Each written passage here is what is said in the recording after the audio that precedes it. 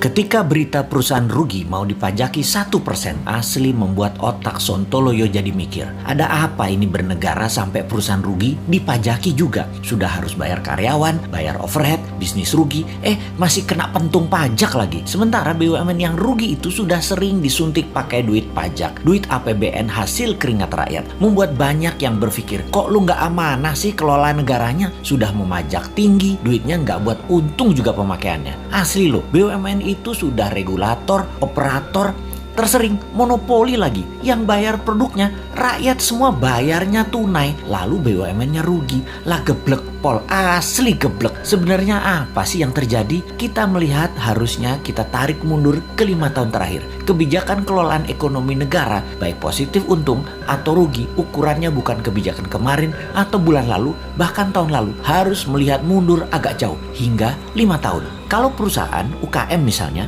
bisa terlihat langsung sebuah kebijakan bulan lalu membuat perusahaan untung atau perusahaan rugi. Bisa langsung terlihat. Keadaan ekonomi negara saat ini kita melihat faktanya adalah uang kering. Faktanya adalah uang yang beredar hanya 44% dari PDB. Banyak orang menahan uangnya untuk tidak muter. Ini sudah kejadian lama. Melambat dan melambat. Ekonomi turun karena keringnya uang beredar. Kita bandingkan dengan negara lain. Jepang saat ini uang beredarnya 120% dari PDB. Tiongkok 250% dari PDB. Amerika 200% dari PDB. Gini deh, kita kasih info tambahan lagi. Di Tiongkok yang transaksinya pakai non tunai itu 2 kali PDB Tiongkok yang 13.000 billion dolar. Sebanyak 26.000 billion dolar transaksi non cashnya. Indonesia hanya 6% dari PDB yang 1.000 billion tersebut. Hanya 60 billion.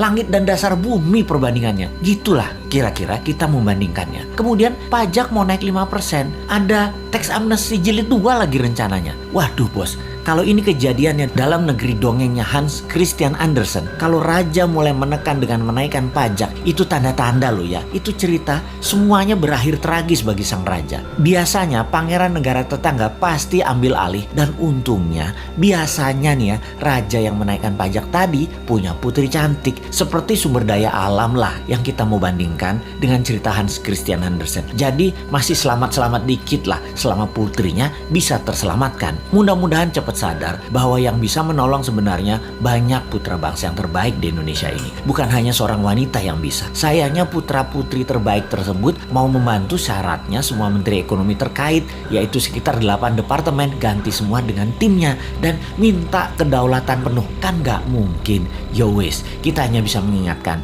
gak dipakai gak apa-apa. Toh jabatan ada batasannya juga, kepinteran ada batasannya juga.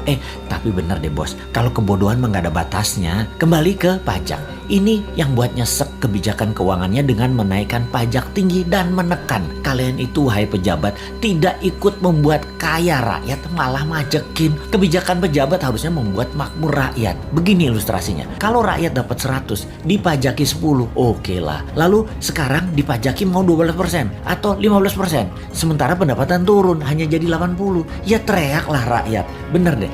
Kalau karena kebijakan yang bijaksana, rakyat dari 100 jadi 130, jadi 150, diambil 15%, ya nggak apa-apa juga. Begitu loh menjadi pejabat. Kebijakannya menghasilkan manfaat baik. Sekedar mengingatkan lagi, pendukung pejabat saat ini terbanyak dari bisnis properti dan batu bara. Lalu 5 tahun ini properti setengah mati, bahkan sebagian sudah mati suri. Cash beredar rendah, kredit bank buat beli properti dibatasi, perkantoran dan mal lengang karena pembatasan gerak manusia. Pariwisata dunia belum jalan baik ke Indonesia. Lengkap sudah penderitaan pemain properti di Indonesia. Dulu dibantu, sekarang terlupakan. Piye toh bos, jadi banyak yang merugi. Kena pajak 1% lagi. Mampus dah. Wes 2024 gak usah dipilih semua calon-calon dari pejabat sekarang deh. Pasti sama lagi kebijakannya. Cari yang baru. Masa gak ada berlian di antara 270 juta penduduk Indonesia selain mereka sih?